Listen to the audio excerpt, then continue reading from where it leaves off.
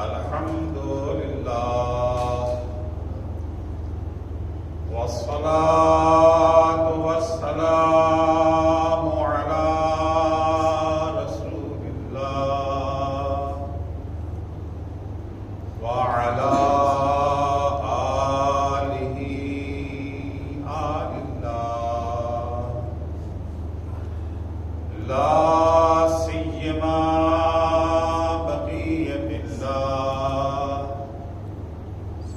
ولعنة الله على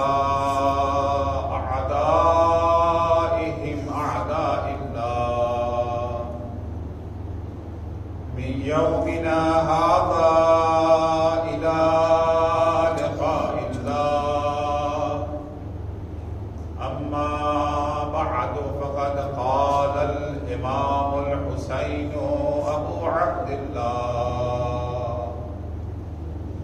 ألا ترون أن الحق لا يعبد به وأن الباطل لا يتناهى عنه فليرغب المؤمن في لقاء الله محقا وإني لا أرى الموت إلا سعادة والحياة مع الظالمين إلا برما صلوات پڑھیں گے محمد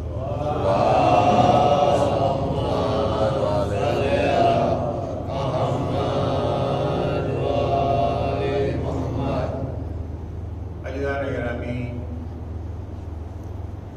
سرکار سید الشہداء حضرت امام حسین علیہ السلام نے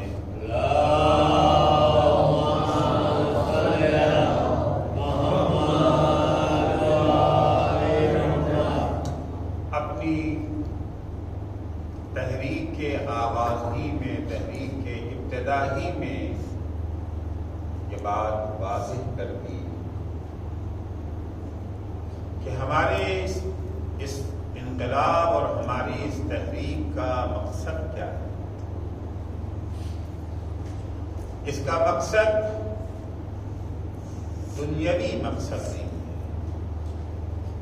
نہ ہم اس انقلاب کے ذریعے لوگوں کی توجہ اپنی طرف کھینچنا چاہتے ہیں،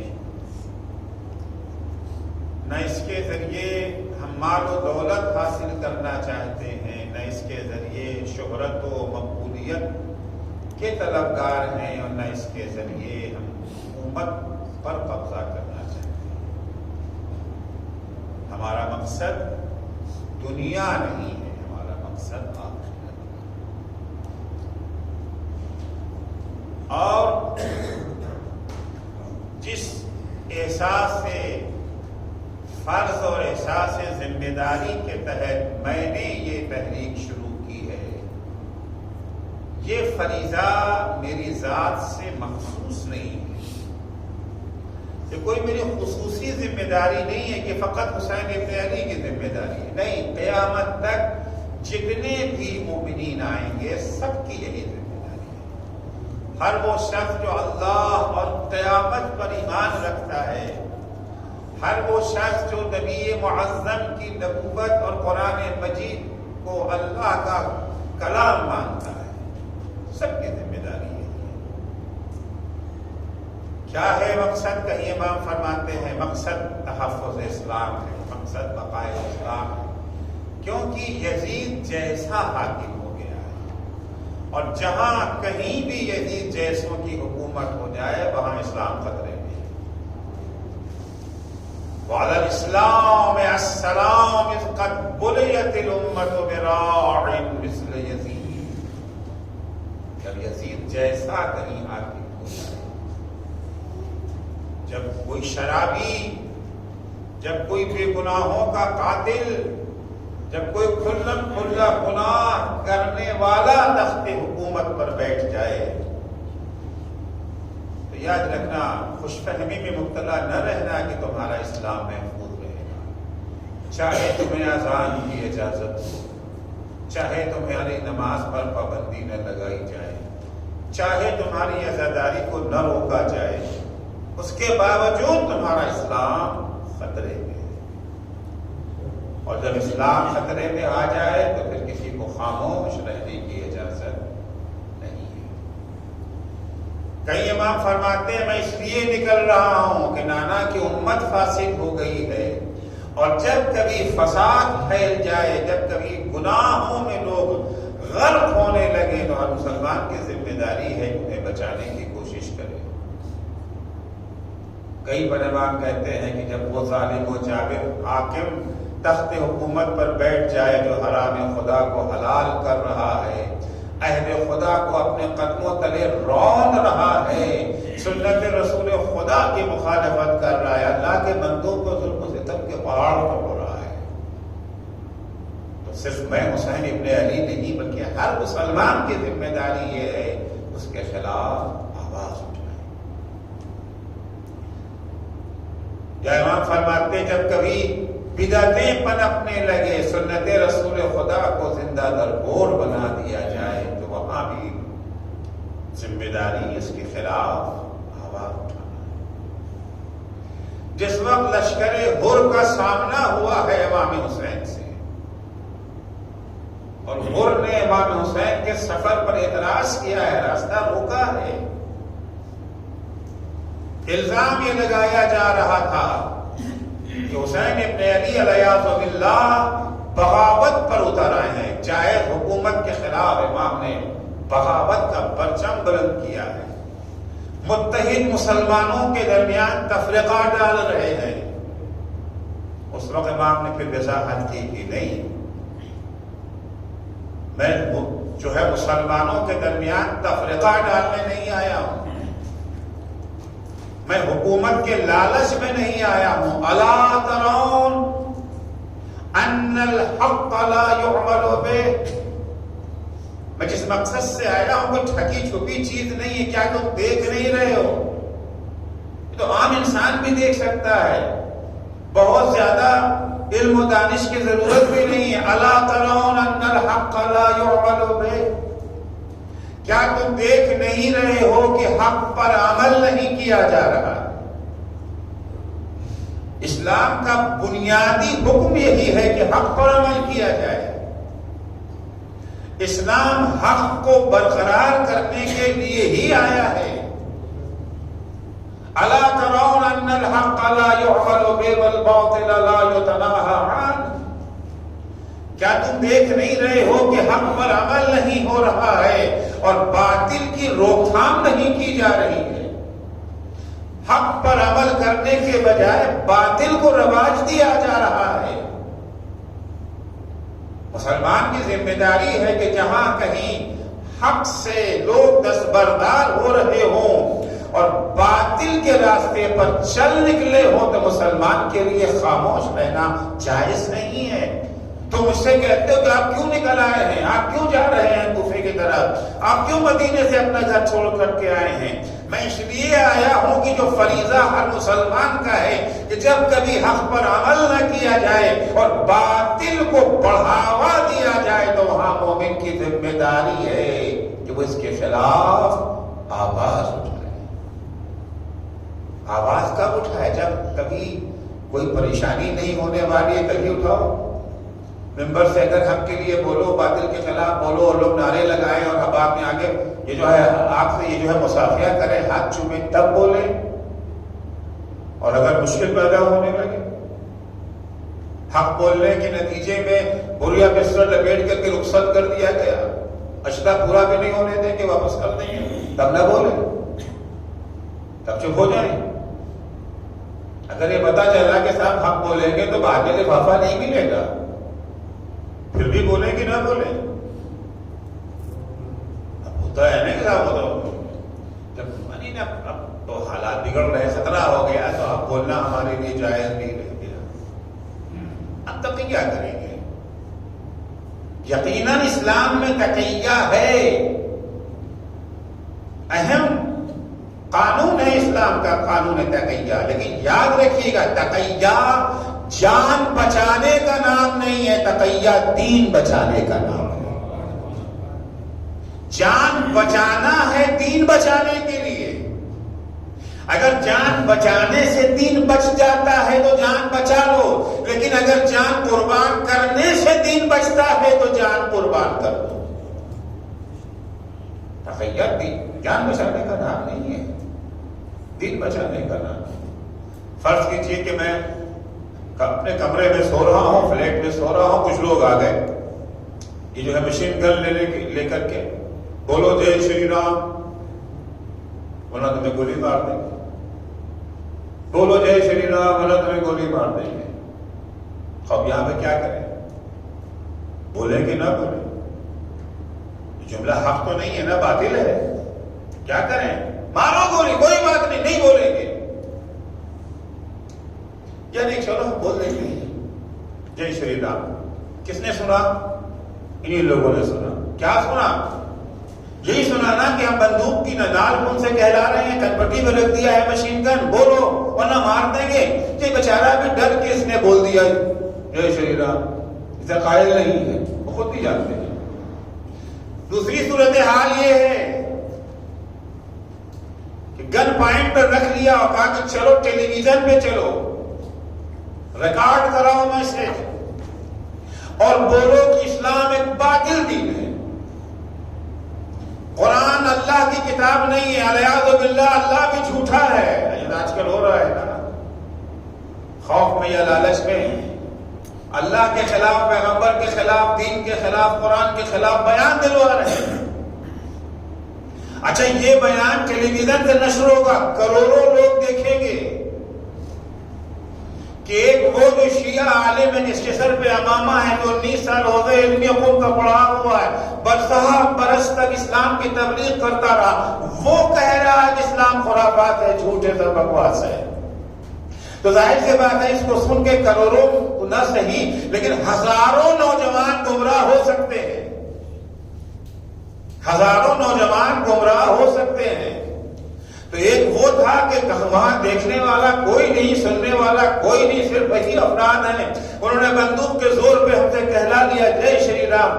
ہم نے وہاں جے شری رام کہہ کر کے جان بچا لیا.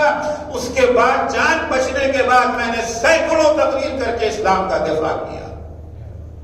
تو یہ تو جان بچی، یہ اسلام کے کام آئی. لیکن دوسری صورتحال میں وہاں جہاں ٹیلی ویژن پر ہم کو آ کر کے بیان دینا ہے، کسی کو نہیں پتا کہ ہم کسی دباؤ میں دے رہے ہیں یا اپنا عقیدہ بیان کر رہے ہیں.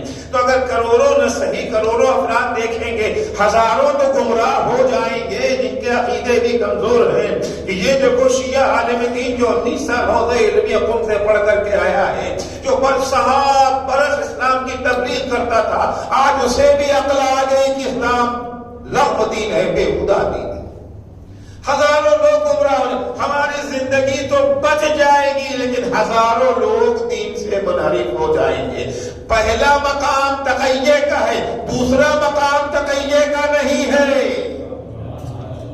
یہ وہ مقام ہے کہ جان چاہتی ہے تو چلے جاؤ مگر باطل زبان پہ نہ لانا. تقیہ ہے اسلام میں، مگر تقیہ دین بچانے کا نام ہے، جان بچانے کا نام تقیہ نہیں ہے. جان بچانا ہے، کاہے کے لیے جان بچانا ہے؟ دین کے لیے جان بچانا ہے. لیکن اگر جان بچ جائے گی مگر دین خطرے میں آ جائے گا تو وہاں جان کو قربان کر دو. امام فرماتے الا ترون ان الحق لا يعمل به وان الباطل لا يتناهى عنه. کیا تم دیکھ نہیں رہے ہو کہ حق پر عمل نہیں کیا جا رہا ہے، باطل سے روکا نہیں جا رہا ہے؟ جب ایک مسلمان کی یہی ذمہ داری ہے کہ ایسے میں آواز اٹھائے، مشکلوں کا سامنا کرنا پڑے گا، مصیبتوں سے لڑنا پڑے گا، جان خطرے میں پڑ سکتی ہے. ہاں پڑ سکتی ہے، پھر کیا کریں؟ چپ رہے؟ نہیں، پھر بھی نہیں. حق کو بیان کرو چاہے تمہیں اپنی جان ہی قربان نہ کرنا پڑے. فَلْيَرْغَبِ الْمُؤْمِنُ فِي لِقَاءِ اللَّهِ مُحِقًّا. ہر مومن کی ذمہ داری یہ ہے کہ ایسے موقع پر اپنی جان بھی قربان کرنے کے لیے تیار ہو جائے. یہ وظیفہ صرف حسین ابن علی کا نہیں ہے. امام نہیں کہتے فَلْيَرْغَبِ الْحُسَيْنُ فِي لِقَاءِ اللَّهِ مُحِقًّا فَلْيَرْغَبِ الْمُؤْمِنُ فِي لِقَاءِ اللَّهِ مُحِقًّا. جب حق پر عمل نہ ہو رہا ہو، باطل کو بڑھاوا دیا جا رہا ہو، تو ہر مومن کا یہ فریضہ ہے کہ حق کا بول بالا ہو، باطل کا منہ کالا ہو، اس کے لیے اقدام کرے، چاہے اسے اپنی زندگی کا نذرانہ ہی کیوں نہ پیش کرنا پڑے. امام حسین نے اپنے مقصد کو واضح کر دیا. ہر مقام پہ جملے الگ الگ ہیں، الفاظ الگ الگ ہیں، مگر سب کا مفہوم ایک ہے. کیوں امام حسین نے مدینہ چھوڑا تھا؟ کیوں کربلا میں آئے تھے؟ کیوں اتنی بڑی قربانی دی تھی؟ اس لیے یہ قربانی دی تھی امام حسین نے تاکہ حق کا بول بالا ہو. حق کو زندہ کرنے کے لیے امام حسین نے قربانی دی، باطل کو مٹانے کے لیے امام حسین نے قربانی دی. اور یہ ذمہ داری پھر عرض کر رہا ہوں، صرف امام حسین کی ذمہ داری نہیں ہے، یہ ذمہ داری رہتی دنیا تک آنے والے سارے مسلمانوں کی ذمہ داری ہے. ہماری ذمہ داری صرف عزاداری نہیں ہے. ہماری ذمہ داری صرف مجلسیں منعقد کرنا، مجلسیں پڑھنا، مجلسیں سننا، امام حسین پر آنسو بہا لینا، نوحہ و ماتم کر لینا ہی نہیں ہے. یہ سب تو ہوگا، لیکن یہ کافی نہیں ہے. یاد رکھیے گا، عزاداری مقصد نہیں ہے، وسیلہ ہے. عزاداری ذریعہ ہے، وسیلہ ہے کربلا کو یاد رکھنے کے لیے. عزاداری ذریعہ ہے امام حسین کے مشن کو آگے بڑھانے کے لیے. عزاداری ذریعہ ہے تحریک کربلا میں شامل ہونے کے لیے. مقصد نہیں ہے عزاداری، ذریعہ ہے عزاداری. دیکھیے، کسی بھی تحریک کو آگے بڑھانے کے لیے، کسی بھی مشن کو آگے بڑھانے کے لیے، کامیاب بنانے کے لیے دو چیزوں کی ضرورت ہوتی ہے. ایک عقل، دوسرے جذبات. عقل اور جذبات دونوں ضروری ہوتا ہے. صرف عقل ہے تحریک آگے نہیں بڑھ سکتی، صرف جذبات ہیں تب بھی تحریک آگے نہیں بڑھے گی. مشن کو آگے بڑھانے کے لیے دو چیزوں کی ضرورت ہے، عقل اور جذبات. ایک گاڑی ہے، گاڑی کاہے کے لیے؟ کھڑی رہنے کے لیے کہ آگے بڑھنے کے لیے؟ گاڑی تو آگے بڑھنے کے لیے ہے نا، آگے جانے کے لیے گاڑی ہوتی ہے. گاڑی آگے کب بڑھے گی؟ جب اس کے اندر دو چیزیں ہوں، ایک مضبوط اور سالم انجن، اور دوسرے جو ہے فیول، پیٹرول، ڈیزل، گیس جو بھی آپ ڈال رہے ہیں اس کے اندر. اگر انجن نہیں ہے، فیول موجود ہے، گاڑی آگے بڑھے گی؟ نہیں بڑھے گی. انجن ہے مگر فیول نہیں ہے. انجن بہت اچھا ہے، ڈیزل نہیں اس کے اندر، پیٹرول نہیں اس کے اندر، گیس نہیں اس کے اندر، گاڑی آگے نہیں بڑھے گی. انجن ہے عقل، فیول ہے جذبات. نہ بغیر انجن کے گاڑی آگے بڑھے گی، نہ بغیر فیول کے آگے گاڑی بڑھے گی. تحریک کو بھی آگے بڑھانا ہے تو عقل کی ضرورت ہے، جذبات کی ضرورت ہے. عقل کو جلا ملتی ہے قرآن و حدیث کے ذریعے سے، جذبات کو جلا ملتی ہے عزاداری کے ذریعے سے. عزاداری جذبات کو مہمیز کرتے ہیں نا، جذبات کو بیدار کرتے ہیں. یہ نوحہ، یہ ماتم، یہ عشق، یہ گریہ، یہ کالے کپڑے، یہ کالی فضا، یہ ساری چیزیں کاہے کے لیے ہیں؟ جذبات کو بیدار کرنے کے لیے. تو عزاداری مقصد نہیں ہے، عزاداری وسیلہ ہے، عزاداری ذریعہ ہے. صرف امام حسین کی ذمہ داری نہیں تھی ہم کو زندہ کرنا، ہماری آپ کی بھی ذمہ داری ہے. عرض کیا تھا جیسے نماز واجب ہے، جیسے روزہ واجب ہے، جیسے حج واجب ہے، ویسے ہی حق کو زندہ کرنا واجب ہے. حق کے لیے لڑنا واجب ہے، باطل کو نیست و نابود کرنے کے لیے میدان میں آنا واجب ہے. ہماری آپ کی بھی ذمہ داری ہے. آج اس زمانے میں ہم اور آپ، ہماری آپ کی یہ ذمہ داری ہے. ہمیں بھی اپنا یہ فریضہ انجام دینا ہے. لیکن عزیزو، حق کو زندہ کرنے اور باطل کو نیست و نابود کرنے سے پہلے پہچاننا ضروری ہے. حق کیا ہے، باطل کیا ہے. کیونکہ اگر پہچانیں گے نہیں کہ حق کیا ہے، باطل کیا ہے، تو نتیجہ میں کیا ہوگا؟ حق کے مقابلے میں آ جائیں گے، یہ سمجھ کے کہ یہ جو ہے باطل ہے. باطل مٹانے کے چکر میں حق کو مٹانے لگیں تو پہچان نہیں رہے ہیں نا. حق کو قائم کرنے کے خیال میں باطل کو پھیلانے لگیں گے، کیونکہ پتہ نہیں ہے کہ باطل کیا ہے. بہت سارے افراد ہیں جو باطل کا ساتھ دیتے ہیں حق سمجھ کے. بہت سارے افراد حق کے مقابلے میں آ جاتے ہیں حق کو باطل سمجھ کے. پہلا مرحلہ ہے کہ حق کو پہچانے، باطل کو پہچانے کہ حق کیا ہے اور باطل کیا ہے. پہچاننے کے بعد حق کو قائم کرنے کی کوشش کریں اور باطل کو صفحہ ہستی سے مٹانے کی کوشش کریں. بڑا اہم مسئلہ ہوتا ہے. اکثر یہ ہو جاتا ہے قرآن مجید پیغمبر اکرم صلی اللہ علیہ وآلہ وسلم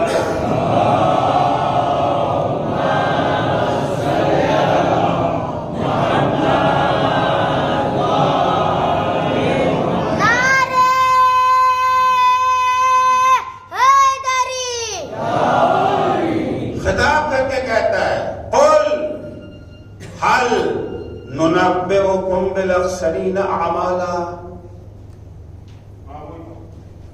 آج کیا ہو رہی ہے؟ بات یہ ہو رہی ہے کبھی کبھی انسان حق کو باطل سمجھ کر کے حق کو مٹاتا ہے. باطل کو جو ہے مٹانا ثواب ہے نا، ثواب سمجھ کر کے حق کو مٹا رہا ہے، اور باطل کو حق سمجھ کر کے اسے جو ہے بڑھاوا. ایک دفعہ تو ہم جانتے ہیں کہ یہ باطل ہے اور اس کو یہ جو ہے بڑھاتے ہیں. یہ پتا ہے کہ یہ حق ہے، اسے دباتے ہیں. یہ ایک حالت ہے. دوسری حالت یہ ہے کہ ہمیں پتا ہی نہیں کہ حق کیا ہے، باطل کو حق سمجھ بیٹھے، حق کو باطل سمجھ بیٹھے. سنیے قرآن کیا ہے. قل هل ننبئكم بالاخسرین اعمالا. میرے حبیب ان سے کہہ دیجئے کیا تمہیں ہم اس شخص کا پتہ بتائیں جو سب سے زیادہ گھاٹے میں ہے. ایک گھاٹا ہوتا اور ایک سب سے زیادہ گھاٹا. آپ سب کاروباری لوگ بیٹھے ہیں، بزنس مین ہیں، مارکیٹ میں ایک لہر آتی ہے، سب گھاٹے کی لہر ہے. فلاں صاحب کو 10,000 روپے کا گھاٹا ہوا، فلاں کو 50,000 کا گھاٹا ہوا، فلاں کو 1 لاکھ کا، فلاں کو 10 لاکھ کا، فلاں صاحب کو 10 کروڑ کا گھاٹا ہوا. 10,000 والا بھی گھاٹے میں ہے، 50,000 والا بھی گھاٹے میں ہے، اور 10 کروڑ والا سب سے زیادہ گھاٹے میں ہے. قرآن کہہ رہا ہے کہ هل ننبئكم بالاخسرین اعمالا. ان کی بات نہیں ہے جو گھاٹے میں ہیں، اس شخص کا پتہ بتائیں جو سب سے زیادہ گھاٹے میں ہے. گھاٹے میں ہے تو قرآن پہلے اعلان کر چکا ہے نا، والعصر ان الانسان لفی خسر. ہر انسان گھاٹے میں، الا الذین آمنوا وعملوا الصالحات وتواصوا بالحق وتواصوا بالصبر. ہر انسان گھاٹے میں سوائے ان لوگوں کے جو ایمان لائے، عمل صالح بجا لاتے ہیں اور ایک دوسرے کو حق اور صبر کی نصیحت و وصیت کرتے رہتے ہیں. جو یہ نہ کرے وہ کیا ہے؟ گھاٹے میں ہے. مگر یہ نہ کرنے والے گھاٹے ہی میں ہیں، سب سے زیادہ گھاٹے میں نہیں ہے. ایمان نہیں ہے، گھاٹے میں ہے. عمل صالح نہیں ہے، گھاٹے میں ہے. حق و صبر کی وصیت نہیں کرتے، گھاٹے میں ہیں. سب سے زیادہ گھاٹے میں نہیں ہے. هل ننبئكم بالاخسرین اعمالا. ان کا پتہ بتا دیں جو سب سے زیادہ گھاٹے میں ہیں. قرآن ہمارے سوال کا انتظار کیے بغیر خود ہی جواب دے رہا ہے. معلوم ہے کہ بہت نالائق ہیں ہم، پوچھنے پاچھنے والے نہیں. کہاں چکر آپ نے پڑھنا ہے. ہوتا ہے نا، مولانا بیٹھے ہیں، عالم موجود، 2 عالم آپ کے یہاں رہتے ہیں، 24 گھنٹہ ہے. کتنے لوگ آتے ہیں ان کے پاس پوچھنے کے لیے؟ ہاں یوں کہیں بیٹھے ہیں، گفتگو چھڑ گئی تو فیشن میں سوالات کرنے لگتے ہیں. لیکن واقعی سیکھنے کے لیے اگر اس آبادی کو سیکھنے کا شوق ہو جائے تو ان لوگوں کو 1 منٹ کی جو ہے فرصت ہی نہیں ملے گی. سر کھجانے کی فرصت نہیں ملے گی ان کو. قرآن نے انتظار نہیں کیا، قرآن نے انتظار نہیں کیا. اور یہی قرآن کو امید ہے قرآن والوں سے کہ وہ بھی انتظار نہ کریں کہ اگر کوئی پوچھے گا تو بتائیں گے. وہ پوچھیں یا نہ پوچھیں، ان میں سننے کا شوق ہو یا نہ ہو، تمہاری ذمہ داری ہے، تم سناؤ انہیں. قُلْ هَلْ نُنَبِّئُكُم بِالْأَخْسَرِينَ أَعْمَالًا، میرے حبیب ان سے کہہ دیجئے کیا پتہ بتائیں کہ سب سے زیادہ گھاٹے میں کون ہے. سوال کا انتظار نہیں کیا، قرآن نے جواب دے دیا. الذین، کون ہے سب سے زیادہ گھاٹے میں؟ غور سے سنیے گا. الذین ضل سعیہم فی الحیاۃ الدنیا وہم یحسبون انہم یحسنون صنعا. سب سے زیادہ گھاٹے میں وہ لوگ ہیں جن کی زندگی گناہوں میں بسر ہو رہی ہے. یہ تو گھاٹے میں ہیں، سب سے زیادہ گھاٹے میں بھی نہیں ہے. جن کی زندگی گناہوں میں بسر ہو رہی ہے. گناہوں میں بسر ہونے والے دو طرح کے افراد ہیں. ایک تو وہ ہے گناہ کرتے ہیں اور انہیں پتا ہے کہ ہم گناہ کر رہے ہیں، جھوٹ بولتے ہیں، جانتے ہیں کہ جھوٹ بولنا گناہ ہے. نماز نہیں پڑھتے ہیں مگر پتا ہے کہ نماز پڑھنا واجب ہے. حجاب خاتون نہیں کرتی مگر پتا ہے کہ حجاب کرنا واجب ہے. غیبت کرتے ہیں، جانتے ہیں کہ غیبت کرنا حرام ہے. تہمت لگاتے ہیں، جانتے ہیں کہ تہمت لگانا حرام ہے. مگر کچھ افراد وہ ہیں جنہیں پتا ہی نہیں ہے کہ نماز واجب ہے، جنہیں پتا ہی نہیں ہے کہ حجاب واجب ہے. بہت ساری خواتین ایسی ہیں انہیں پتا ہی نہیں ہے کہ حجاب واجب ہے. ہم نے ایسی بے حجاب بے پردہ خواتین کو دیکھا ہے جو نماز شب کی پابند ہے. نماز شب کی پابند. ظاہر سی بات، ہم لوگ پوری دنیا میں جاتے رہتے، سفر کرتے رہتے، سوالات بھی ہوتے ہیں. سوال کر رہی ہے وہی خاتون کی بے حجاب ہے، بے پردہ گھوم رہی ہیں. مولانا اگر وہ نماز شب میں 70 دفعہ استغفر اللہ کہنے کا ٹائم نہ بچے تو کیا کرے؟ اگر 300 دفعہ ماشاءاللہ اتنے بھاری سوالات ہو رہے ہیں. خمس کی پابند ہے. ہم پہلے سمجھتے تھے کہ جو عورت حجاب نہیں کرتی وہ بے دین ہوتی ہے، مگر نہیں باتیں پتہ چلا ایسا کچھ نہیں ہے. بہت ساری عورتیں جو حجاب نہیں کرتی بڑی مومنہ ہیں، بڑی متقی، بڑے پرہیزگار ہیں. حجاب کیوں نہیں کرتے؟ نہ معلوم ہی نہیں ہے. جب ان سے گفتگو کی تعجب سے پوچھتی کیا حجاب واجب ہے اسلام میں؟ شرابی شراب پیتا ہے، اسے پتہ نہیں کہ شراب حرام ہے. آذربائیجان کا نام آج کل بہت آتا ہے، زبانوں پہ سنا ہوگا. آذربائیجان وہ ملک ہے جو پہلے ایران کا حصہ تھا. آج سے تقریباً 70-80 سال پہلے، یا یہ جو ہے 100 سال پہلے تقریباً ایران سے الگ ہوا. 95% آبادی وہاں کی شیعہ آبادی ہے. آذربائیجان کی مستقل ملک ہے. 70-80 سال تک کمیونسٹوں کے زیر اثر رہا. روس کی حکومت تھی نا وہاں پر. جس زمانے میں روس میں یہ جو ہے کمیونزم تھا، روس کی حکومت تھی. انقلاب ایران کے ساتھ ساتھ جب روس کی وہ حکومت، یہ جو ہے سوویت یونین جسے کہہ لیجیے، وہ ٹوٹا تو یہ سب ریاستیں آزاد ہو گئی. آذربائیجان بھی آزاد ہو گیا. آزاد ہونے کے بعد پہلا ماہ رمضان آیا. ہمارے ایک دوست جو ترکی زبان جاتے ہیں، وہاں کی زبان یہ جو ہے ترکی ہے، آذری ہے، جانتے ہیں، تو وہ گئے وہاں پر تبلیغ کے لیے. ایک صاحب کے گھر میں ان کو ٹھہرایا گیا. اب ظاہر سی بات ہے مولوی کو ہر کوئی تو اپنے گھر میں ٹھہراتا نہیں ہے. وہی لوگ ٹھہراتے ہیں جن کو دین سے کچھ زیادہ ہی رغبت ہوتی ہے، جو کچھ زیادہ ہی دین کی طرف مائل ہوتے ہیں، وہی جو ٹھہراتے ہیں. جو دین سے نفرت کرتے وہ تو اپنے ہم مولوی کا سایہ نہیں دیکھنا چاہتے ہیں، اس کو کہاں ٹھہرائیں. جس گھر میں ان کا قیام تھا، افطار کا وقت آیا، دسترخوان لگا. دسترخوان پر جہاں اور ساری چیزیں تھیں وہاں پر شراب کی بوتل رکھی دسترخوان کے اوپر. یہ جو ہے گٹکا شراب، وہاں کے روس کی بڑی مشہور شراب ہوتی ہے، ان کا بوتل. مولانا نے کہا یہ کیا؟ ارے حضور اسپیشل آپ کے لیے منگایا ہے، اسپیشل آپ کے لیے منگایا ہے، بڑی اچھی والی ہے، یہ اتنی سال پرانی ہے، جو کچھ اس کی ہوتی ہے جو ہے تاریخ فضیلت بیان کرتے رہے. ابھی انہوں نے کہا یہ حرام ہے، آپ اس سے ہمیں افطار کرائیں گے. کیا کہا؟ حرام ہے.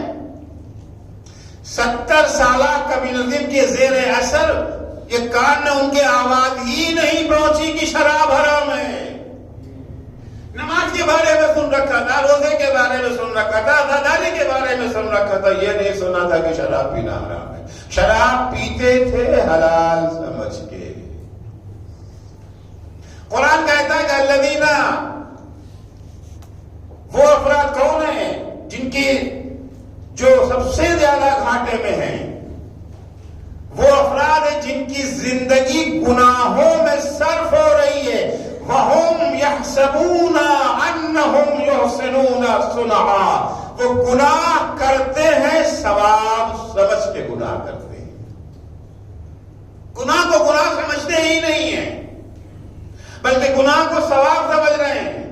کربلا میں امام حسین کے مقابلے میں جو کم سے کم 30,000 کی فوج کھڑی ہوئی تھی, یہ سب ایک جیسے نہیں تھے. ان میں کچھ وہ تھے جو حق کو بھی جانتے تھے, باطل کو بھی جانتے تھے, پہچانتے تھے کہ حق کون ہے, باطل کون ہے. انہیں معلوم تھا کہ امام حسین حق ہیں, انہیں معلوم تھا کہ یزید باطل ہے, جانتے تھے. مگر جاننے کے بعد بھی ہمارے ساتھ کی فوج میں تھے. گناہ کر رہے ہیں مگر معلوم ہے کہ یہ گناہ ہے. جس وقت امام حسین کوفے کی طرف جا رہے تھے, فرزدق سے راستے میں جو ہے ملاقات ہوئی تھی. فرزدق سے امام حسین نے کوفے کے حالات پوچھے تو فرزدق نے کیا کہا تھا؟ یہی تو کہا تھا نا, قلوبہم معک وسیوفہم علیک, دل آپ کے ساتھ ہیں, تلواریں آپ کے خلاف ہیں. دل آپ کے ساتھ ہے. میں یہ تو نہیں کہوں گا کہ ان کے دل میں محبت ہے امام حسین کی, نہیں, میں لفظ محبت کو بدنام نہیں کرنا چاہتا. قلوبہم معک, دل میں آپ کے لیے نرم گوشہ ہے, آپ کو حق سمجھتے ہیں, یزید کو باطل سمجھتے ہیں. آپ کو حق سمجھنے کے باوجود, یزید کو باطل سمجھنے کے باوجود تلوار لے کے آپ کے مقابلے میں کھڑے. کیوں؟ لالچ کی وجہ سے. کیوں؟ ڈر اور خوف کی وجہ سے. کچھ وہ تھے جو لالچ میں آ گئے تھے, ابن زیاد نے بڑی تھیلیاں بانٹی تھی, اور کچھ وہ تھے جو ابن زیاد کی دھمکیوں سے ڈر گئے تھے. دیکھیے کچھ افراد وہ ہیں جو لالچ میں آ جاتے ہیں, پتا ہے کہ سود حرام ہے, جانتے ہیں کہ سود حرام ہے, لیکن بہرحال اب وہ زیادہ کمانے کے چکر میں اتنا تو چلتا ہے, تو ہزار بہانے بھی یہ جو بنا لیے جاتے ہیں. ان کی نگاہ میں جو ہے بزنس بہت اہم ہوتا ہے, کاروبار بہت اہم ہوتا ہے, بزنس کا منافع اہمیت رکھتا ہے. مومن ہیں, نمازی ہیں, روزے دار ہیں, ان سے بھی نکلتے ہیں. ہاں, لیکن اگر کہ بہت بھاری جو ہے فائدہ ہونے والا ہو, وہیں پر تو انسان پہچانا جاتا ہے نا کتنا دیندار ہے. مولا فرماتے کہ یعرف اقدار الرجال فی تقلب الاحوال, انسان کی قدر و قیمت بدلتے ہوئے حالات میں پہچانی جاتی ہے. بڑے متقیوں پر اقدار ہے, بڑے نیک انسان ہیں, کب تک؟ جب تک کروڑوں کا معاملہ نہ آ جائے بیچ میں. کروڑوں کا منافع اگر آ گیا, اب آپ اکثر یہاں پر کاروباری لوگ بیٹھے ہیں, بزنس لوگ اندر بھی کرتے ہیں, ملک کے باہر بھی کرتے ہیں, ایکسپورٹ امپورٹ کا بھی کاروبار ہوتا ہے, باہر کی پارٹیاں بھی آتی ہیں. باہر کی بہت بڑی پارٹی آئی ہے, بہت بڑی ڈیل ہے, لیکن یہ ڈیل فائنل ہو گئی تو $1 کروڑ کا فائدہ ہے. $1 کروڑ کا فائدہ ہے, باہر آیا ہوا ہے, سب باتیں ہو چکی ہیں, فائنل دستخط ہونے باقی ہے. $1 کروڑ کا فائدہ ہے. 1,000-2,000 روپے کے بعد 1,000-2,000 تو ٹھوکر مار دیں گے. $1 کروڑ کا فائدہ ہونے والا ہے. انہوں نے بلایا ہے فائنل ڈیل کے لیے, فائنل سائن کے لیے. کہاں بلایا ہے؟ 5 اسٹار ہوٹل میں بلایا ہے, ڈنر میں. کیونکہ یہ لوگ جو ہے بڑی بڑی پارٹیاں, یہ لوگ کھانا کھانے کے لیے تھوڑی کھاتے ہیں, پیٹ تو بھرا رہتا ہے, ہر وقت کھاتے رہتے ہیں نا. یہ تو یوں ہی بیٹھتے ہیں, ویسے بیٹھنے کی بات ہے. 5 اسٹار ہوٹل میں بلایا ہے, ڈنر پہ بلایا ہے, وہیں پر ڈیل فائنل ہونی ہے, سائن ہونی ہے. 5 اسٹار ہوٹل میں جانا حرام ہے؟ نہیں. ڈنر کھانا حرام ہے؟ نہیں. یورپ کی پارٹی آئی ہوئی ہے. یورپ والوں کا کلچر یہ ہے کہ ان کا ڈنر بغیر شراب کے نہیں ہوتا. یہ کلچر ہے ان کا. ڈنر بغیر شراب کے نہیں ہوگا. ایران میں صدر کے زمانے میں جیسے کہ محمد خاتمی کے زمانے میں صدر تھے, اسپین جانا تھا انہیں. سفر پہ اسپین جائیں گے, پروٹوکول کا تقاضا یہ تھا کہ وہاں کا کنگ جو ہے, بادشاہت ہے نا اسپین میں, بادشاہ ہے, کنگ جو ہے وہ پریزیڈنٹ کو ڈنر پہ دعوت دے گا. یہ جو ہے پروٹوکول ہے. اب ڈنر جب وہ بلائیں گے تو ان کی تہذیب یہ ہے کہ ڈنر پر شراب کا ہونا ضروری ہے. اور یہ ہے مسلمان اسلام کا حکم, یہ ہے کہ شراب نہیں پی سکتے, حرام ہے شراب پینا, ہی حرام نہیں ہے, اس دسترخوان پر بیٹھنا بھی حرام ہے, اس ٹیبل پر بیٹھنا بھی حرام ہے جہاں شراب رکھی ہوئی. یہ شریعت کے پابند ہیں. یہ اس دسترخوان پر بیٹھ نہیں سکتے جہاں شراب رکھی ہو. بادشاہ اپنے کلچر کا پابند ہے, ان کے کلچر میں ڈنر بغیر شراب کے ہو نہیں سکتا ہے. اور پروٹوکول کا تقاضا یہ ہے کہ دعوت دی جائے. ان کا تقاضا ہے کہ دعوت دے, ان کا تقاضا ہے کہ دعوت میں جائیں. چاہیں تو کیسے جائیں, وہاں شراب ہوگی, وہ بلائیں تو کیسے بلائیں, ان کو شراب ہٹا نہیں سکتے. معاملہ چل رہا تھا, بعد میں طے پایا کہ یہ جو ہے بریک فاسٹ پر دعوت دے دی جائے, ناشتے پر. ناشتے میں شراب نہیں ہوتی ان کے کلچر. ان کے کلچر میں یہ ہے کہ ڈنر پہ شراب ہوگی. باہر کا بیل آیا ہوا ہے, پارٹی بڑی پارٹی ہے, $1 کا منافع ہونا ہے, ڈیل کو فائنل ہونا ہے. فائنل کہاں پہ ہوگی؟ ڈنر پہ. ڈنر پہ شراب یقیناً ہوگی. اور ہمارا دین یہ کہتا ہے کہ اس ٹیبل پر بیٹھ نہیں سکتے جہاں شراب رکھی ہوئی ہو. اب یہاں پر پہچانا جائے گا کہ یہ حاجی صاحب کتنے بڑے حاجی صاحب ہیں. یہ جو اپنے کو بڑا دیندار کہتے تھے, ہر وقت تسبیح ان کے ہاتھوں میں ہوتی تھی, پیشانی پہ سجدے کا نشان ہوتا تھا. سماج میں بڑے دیندار مشہور تھے, ہر مجلس میں پہلے آ کر کے بیٹھتے ہیں, نماز جماعت میں صف اول میں آ کے بیٹھتے. آج پہچانے جائیں گے کہ خدا کے بندے ہیں یا شیطان کے بندے ہیں. اگر چلے گئے, بیٹھ گئے تو حرام کام کو انجام دیا. جانتے ہیں کہ یہ حرام ہے, نہ واقف نہیں ہے, نہ آشنا نہیں ہے. پہلے تو پوری کوشش کرتے ہیں کہ مولویوں سے کوئی فتویٰ لے ہی لے گے. نہیں, اس موقع پہ حلال ہے. مولانا صاحب دیکھیے, بتائیے آپ کی کیا رائے ہے؟ کیا رائے, دفعہ پوچھ چکے, ایک مولوی سے بات کافی ہے. نہیں, ان کے پاس کہیں نہ کہیں سے تو حلال ہو ہی جائے. پتہ نہیں کس کو بھی وقوف بنا رہے ہیں, اللہ کو بھی وقوف بنا رہے ہیں یا خود کو بھی وقوف بنا رہے ہیں. ارے مولوی کے کہنے سے تھوڑی حرام حلال ہو جائے گا. آپ مولوی کو بہکا کر کے, لالچ دلا کر کے, پریشر ڈال کر کے اگر آپ نے حلال ہونے کا فتویٰ لے بھی لیا تو یہ کس کام کا ہے؟ شریعت تو مولوی کی نہیں ہے, شریعت تو اللہ کی ہے.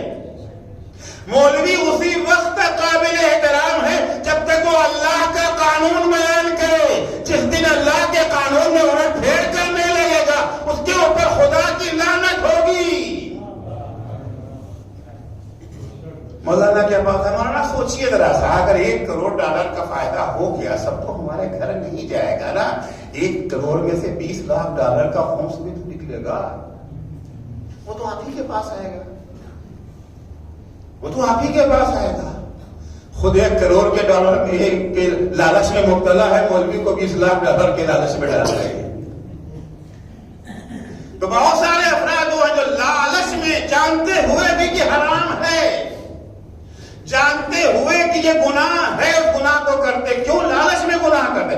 کچھ وہ ہوتے لالچ میں گناہ نہیں کرتے, دنیا کو ٹھوکر مارنے کو تیار ہے, $1 کروڑ $1 ارب کو ٹھوکر مار دیں گے. لیکن کبھی کبھی دھمکی ملنے لگتی ہے, آپ کو گولی مار دیں گے. آپ کو کیا, آپ کے بچے کو بھی گولی مار دیں گے, آپ کے گھر کی عورتوں کی عزت لوٹ لیں گے. ہاں, اب یہاں پر وہ جو دولت کو ٹھوکر مار دیتے تھے نا, وہ بھی بیچارے کانپنے لگتے ہیں اور وہ گناہ کرنے کو تیار ہو جاتے ہیں. فرزدق کہتے ہیں قلوبہم معاک وسیوفہم علیک, دل آپ کے ساتھ ہیں, تلواریں آپ کے خلاف ہیں. یہ دل ساتھ امام حسین کے ہونے کے باوجود امام حسین کے مقابلے میں کیوں آئے تھے؟ یا لالچ میں آئے تھے یا ڈر اور خوف سے آئے تھے.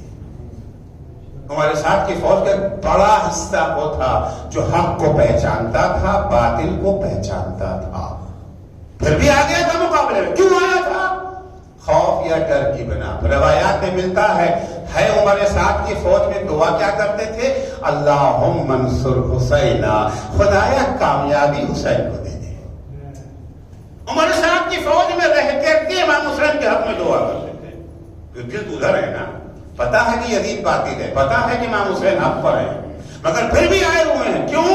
لالچ میں آئے ہیں یا خوف سے آئے ہیں؟ مگر کچھ وہ تھے جو پہچانتے ہی نہیں تھے حق کو، جو یہ سمجھ رہے تھے کہ یزید حق پر ہے، امام حسین باطل پر ہے. کچھ افراد وہ تھے. آپ دیکھیے اس زمانے کے، اگر آپ سسٹم کو دیکھیں گے، نظام کو دیکھیں گے، اس زمانے میں قبائلی سسٹم تھا. قبیلہ قبیلہ قبیلہ ہوا کرتا تھا. قبیلے کا سردار اسے خدا کا درجہ نہ دیا جاتا تھا. جو قبیلے کا سردار کہہ دیتا تھا سارا قبیلہ وہی مانتا تھا. اگر قبیلے کے سردار نے کہہ دیا اس وقت دن ہے، سب کہے کہ دن ہے. کوئی نہیں پوچھے گا دن ہے تو سورج کدھر ہے، یہ اندھیرا کیوں ہے؟ نہیں، سردار نے کہہ دیا تو کہہ دیا. سردار نے کہا دن تو دن، سردار نے کہا رات تو رات، سردار نے کہا لا الہ الا اللہ، سب نے کہا لا الہ الا اللہ. یہ سمجھے بغیر کہ الہ کیا ہوتا ہے، اللہ کیا ہوتا ہے، توحید کچھ اس سے واسطہ نہیں ہے. سردار نے کہہ دیا، سردار مسلمان ہو گیا، سب مسلمان ہو گئے. سردار کسی بات سے ناراض ہو گیا، اس نے کہا میں نہیں مانتا اسلام کو، سب نے کہا میں نہیں مانتا اسلام، سب مرتد. سردار مومن، قبیلہ مومن، سردار مرتد، پورا قبیلہ مرتد ہو گیا. آپ کوفے میں دیکھیں، جناب مختار جب گرفتار کر لیے گئے تھے تو اس کے بعد جناب مسلم کس کے مہمان ہوئے تھے؟ دور سے بولیے.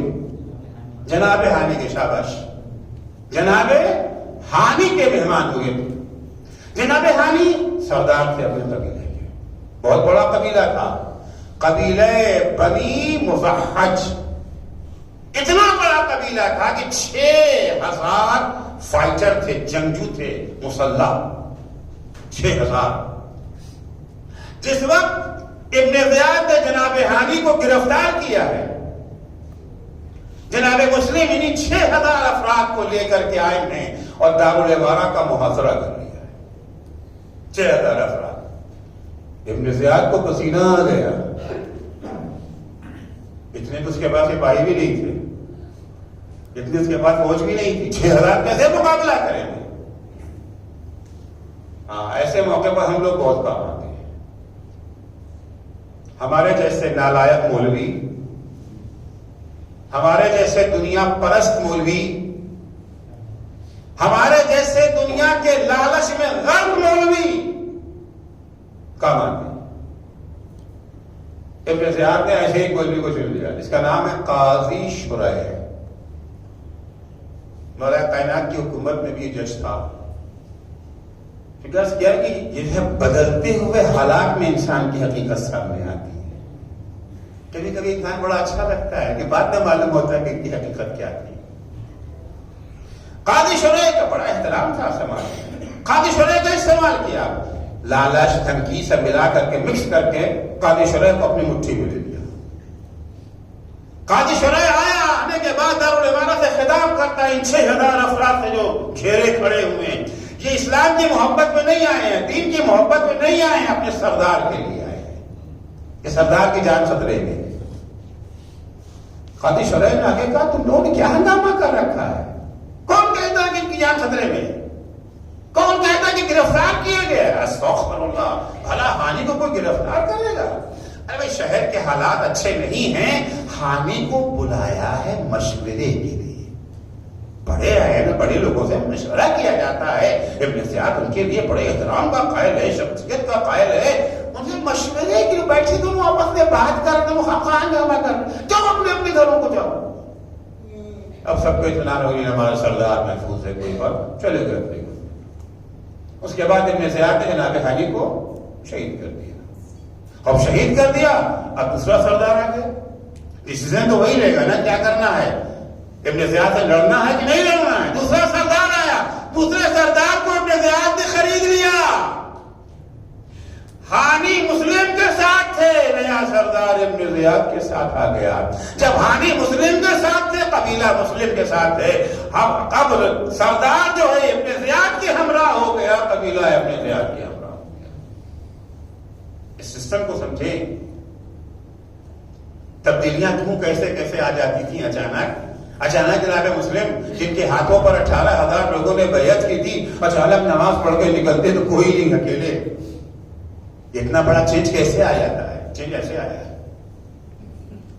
تو کچھ افراد وہ تھے جو پہچانتے ہی نہیں تھے حق کو کہ حق کیا ہے, باطل کیا ہے.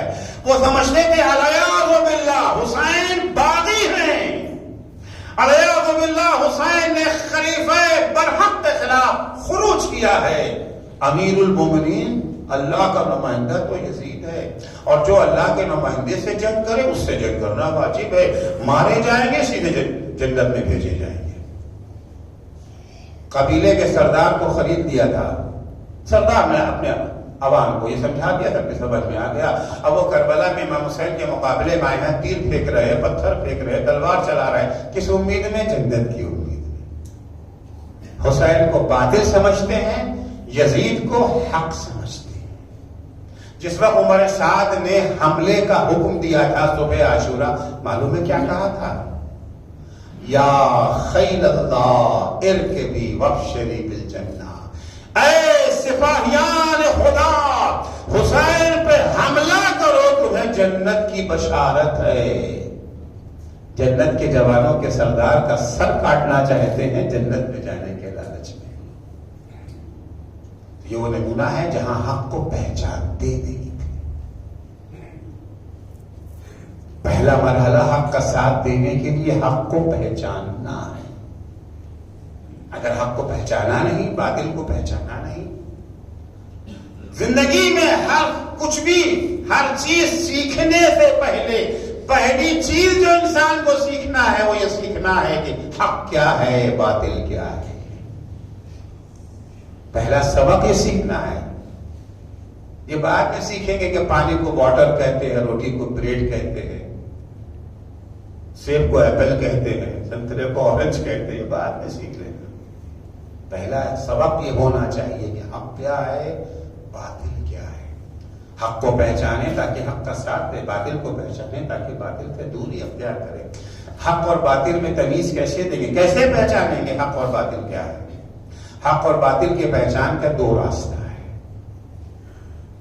دو ذریعہ ہے. ایک کا نام ہے عقل اور ایک کا نام ہے شریعت. دو ذریعہ اللہ نے ہمیں فراہم کیا ہے حق اور باطل کو پہچاننے کے لیے کہ حق کیا ہے, باطل کیا ہے.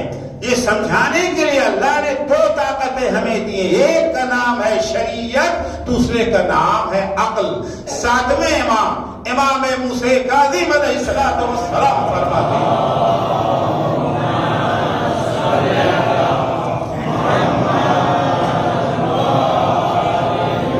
للہ علی الناس حجتین, حجت ظاہرہ و حجت باطنہ. اللہ نے لوگوں کو دو دلیلیں دی ہیں, دو ہادی عطا کیا ہے, دو حجت دی ہے, دو رہنما دی ہیں. ایک ظاہری ہے اور ایک باطنی ہے. اما الباطنۃ فالعقول واما الظاہرۃ فالانبیاء والرسل. ہادی باطن کا نام عقل ہے, ہادی ظاہر کا نام نبی ہے, پیغمبر ہے, رسول ہے, امام ہے. دو ذریعہ اللہ نے ہمیں دیا ہے. حق وہی ہے جسے عقل کہے کہ حق ہے. البتہ عقل سے کیا مراد ہے انشاءاللہ کل تو شہادت کی میں مجلس ہوگی, پرسوں اس کو عرض کروں گا. عقل سے مراد کیا ہے, عقل کی اہمیت کیا ہے. ہادی باطن کا نام ہے عقل, ہادی ظاہر کا نام ہے نبی, پیغمبر, رسول, امام. یہ ہادی ظاہر ہے. جسے امام حق کہہ دے وہی حق ہے, جسے رسول حق کہہ دے وہی حق ہے, جسے نبی حق کہے وہ حق ہے, جسے عقل حق کہے وہ حق ہے. عقل کو بہت اہمیت دی ہے. اگر لشکر عمر سعد نے انہی دو چیزوں کا استعمال کیا ہوتا. لاکھ سردار کہتا ہے کہنے دو. عقل سے پوچھو کہ حسین حق پہ ہو سکتے ہیں کہ یزید پر. دونوں کے کریکٹر کو ملا کے دیکھ لو عقل کیا کہتی ہے, کس کا ساتھ دینا چاہیے. ایک وہ ہے جو اپنی زندگی کو انسانوں کے لیے کی نجات کے لیے زندگی کو قربان کر رہا ہے. ایک وہ ہے جو اپنی حکومت کے لیے لوگوں کی زندگیاں چھین رہا ہے. عقل کیا کہتی ہے, کس کا ساتھ دینا چاہیے. قرآن کیا کہتا ہے, کس کا ساتھ دینا چاہیے. شریعت کیا کہتی ہے, کس کا ساتھ دینا چاہیے. پیغمبر کیا کہتے ہیں. اگر کربلا میں ان لوگوں نے عقل اور شریعت کا استعمال کیا ہوتا تو انہیں حق پہچاننے میں مشکل پیش آئی. حق پہچاننے کے باوجود باطل کا ساتھ دے. اگر عقل سے پوچھا ہوتا کہ آیا حق کو چھوڑ کر کے باطل کی طرف جانا چاہیے یا باطل کو چھوڑ کر کے حق کی طرف آنا چاہیے. ولو باطل تمہیں مال و دولت سے نواز رہا ہے, ولو باطل نہ ماننے کی صورت میں تمہاری زندگی چھین لی جائے گی, تو یہ سوچو کہ دنیا کی زندگی ہے کتنے دن کی. تو جانی ہے نا, رہنے والی تو نہیں ہے.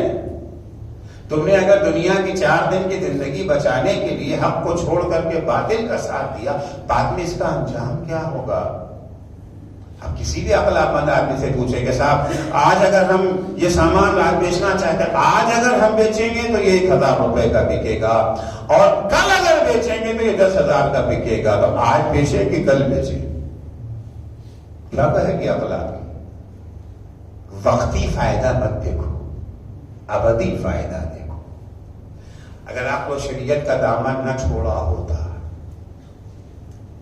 تو پھر وہ اس بات پر کبھی بھی آمادہ نہ ہوتے کہ ایک چھوٹا سا بچہ, 6 مہینے کا بچہ,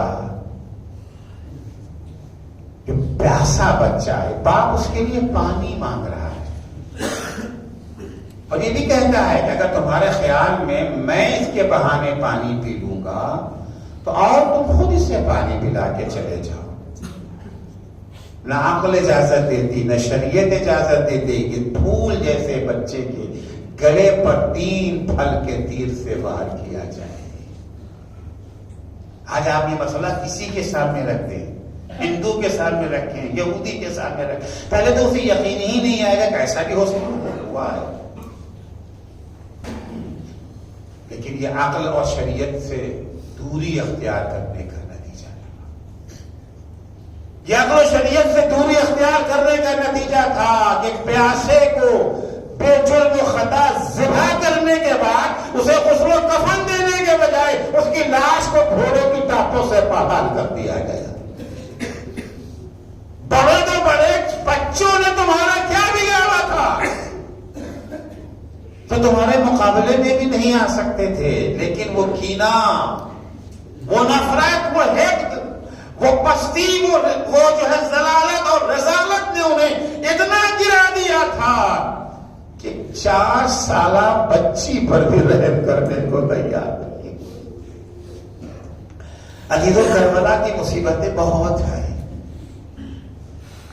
4 سال کی بچی جو باپ کے سینے پہ سوتی تھی, بچی 3 دن سے پیاسی بھی ہے. بچی کا بھائی مارا گیا, بچی کا باپ مارا گیا, بچی کا چچا مارا گیا. کیا اتنی مصیبتیں کم تھی؟ روایت میں ہے کہ 11 محرم کو جب اسیروں کا قافلہ کربلا سے جانے لگا تھا تو ایک دفعہ شبر آیا, اور آنے کے بعد یہ کہتا ہے کہ ان میں سے سکینہ کون ہے, ان میں سے سکینہ کون ہے. میں نے سنا ہے کہ حسین سکینہ کو بہت چاہتے تھے. حسین سکینہ کو اپنے سینے پہ سلاتے تھے. میں سکینہ کون ہے؟ عزیزو, اگر بات کے واقعات کو نہ بیان کروں تو یہی سمجھا جائے گا نا کہ شاید سکی کو کچھ رحم آ گیا ہے, بچی کے ساتھ کچھ اچھا برتاؤ کرنا چاہتا ہے. کسی نے کہا وہ جو پھپھی کی گود میں بیٹھی ہے وہی سکینہ ہے. ابھی وہ شبر آگے بڑھا, آگے بڑھ کے سکینہ کی ننھی سی کلائی کو پکڑ کے پھپھی کی گود سے کھینچ لیا. کہتا ہے سارے ماں پھوپھی کے آغوش میں بیٹھ سکتے ہیں، مگر سکینہ کو اکیلے اونٹ پہ بیٹھنا ہوگا۔ 4 سال کی بچی، اونٹ کی ننگی پیٹھ، نہ محمل نہ ہماری، ارے بچی کیسے بیٹھے گی؟ بچی چلانے لگی، اے بھیا سید سجاد، شب ملول رسی لاتا ہے۔ سکینہ کو اس نے اونٹ کی پیٹھ پر سینے کے بل نکال دیا، رسی سے جکڑ دیا۔ عزیزوں، جب اونٹ چلتا تھا، اونٹ کی پیٹھ کی ہڈی سکینہ کے سینے سے جب ٹکراتی تھی، خون کا فوارہ جاری ہو گیا۔ بچی چلاتی رہی، اے بابا، اے بھیا سید سجاد، اے چچا عباس، الا لعنت اللہ علی قوم الظالمین وسيعلم الذين ظلموا أي منقلب ينقلبون۔ بار الہ تجھے واسطہ ہے محمد و آل محمد علیہ السلام کا، ہماری اس مختصر سی عبادت کو قبول فرما۔ معبود صدقے میں اہل بیت اطہار علیہ السلام کے ہمیں حق اور باطل میں تمیز دینے کی صلاحیت عنایت فرما۔ معبود تجھے واسطہ ہے محمد و آل محمد علیہ السلام کا، حق اور باطل کی شناخت کے بعد ہمیں حق کا ساتھ اور باطل کی مخالفت کی توفیق عنایت فرما۔ معبود صدقے میں اہل بیت اطہار علیہ السلام کے جو مومنین و مومنات بیمار ہیں، انہیں شفائے کاملہ عاجلہ عنایت فرما۔ جو مقروض ہیں، ان کے قرضوں کو ادا فرما۔ جو پریشان حال ہیں، ان کی پریشانیوں کو دور فرما۔ جو بے روزگار ہیں، انہیں حلال اور پاکیزہ روزگار عنایت فرما۔ جو صاحب روزگار ہیں، ان کے روزگار میں مزید اضافہ اور انہیں اپنے بے روزگار بھائیوں کی مدد کی توفیق عنایت فرما۔ معبود تجھے واسطہ ہے محمد و آل محمد علیہ السلام کا، جو مومنینوں مومنات بے اولاد ہیں، انہیں نیک اور صالح اولاد عنایت فرما۔ جو صاحب اولاد ہیں، انہیں اپنی اولاد کی دینی تعلیم و تربیت کی توفیق عنایت فرما۔ معبود صدقے میں اہل بیت اطہار علیہ السلام کے شیعیان حیدر کرار، محبان اہل بیت اطہار، زائران سید الشہداء، عزاداران مظلوم کربلا جہاں کہیں بھی ہوں، ان کی جان، مال، عزت، آبرو کی حفاظت فرما۔ مراجع کرام اور رہبر معظم انقلاب اسلامی کی حفاظت فرما۔ امام زمانہ کے ظہور میں تعجیل فرما۔ جب حضرت کا ظہور ہو تو ہمارے اعمال ایسے ہوں کہ ہم ان کے اصحاب و انصار میں شمار ہو سکے۔ اللہم عجل فی فرج مولانا صاحب الزمان واجعلنا من اعوانہ و انصارہ۔